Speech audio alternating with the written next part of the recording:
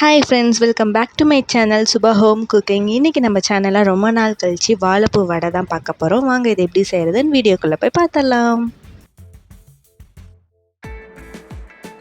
கடலைப்பருப்பு பார்த்திங்கன்னா வாஷ் பண்ணி ஊற வச்சு எடுத்திருக்கேன். இப்போ இதை நம்ம மிக்ஸி ஜாரில் சேர்த்துக்கலாம். இப்போ இது கூட கொஞ்சமாக இஞ்சி, காரத்துக்கேற்ப 5 வரமிளகா சேர்த்துருக்கோம், 5 பல் போல் பூண்டு, 1 டேபிள் ஸ்பூன் போல் சோம்பு எடுத்துக்கலாம்.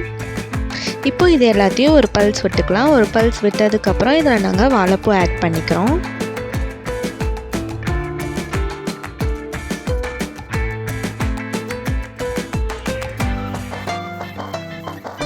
இப்போ பார்த்தீங்கன்னா நல்லா பிளெண்ட் பண்ணி எடுத்தாச்சு. ரொம்ப நைஸாக இல்லாமல் கொஞ்சம் கொரன்னு இருக்கிற மாதிரி பிளெண்ட் பண்ணி எடுத்தாச்சு.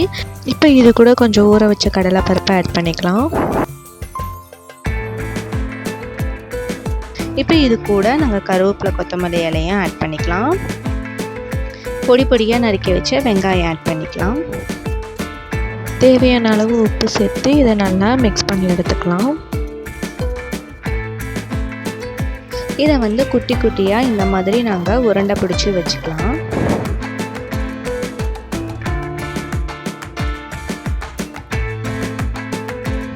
இப்போ நம்ம இதை வடை சட்டியில் எண்ணெய் வச்சு நம்ம இதை பொரிச்சு எடுத்துக்கலாம்.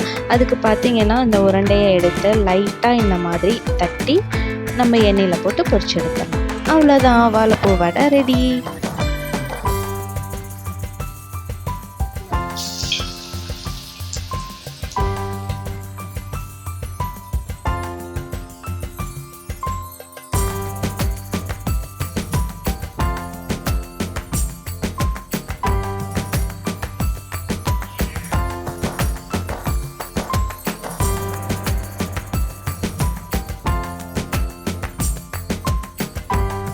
சுவையான வாழைப்பூ கார வடை ரெடி ஆகிடுச்சு.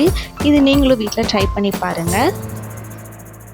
இந்த வீடியோ இங்கே முடியுது. அடுத்த ஒரு நல்ல டிஷ்ஷில் உங்களை பார்க்குறேன். பாய்.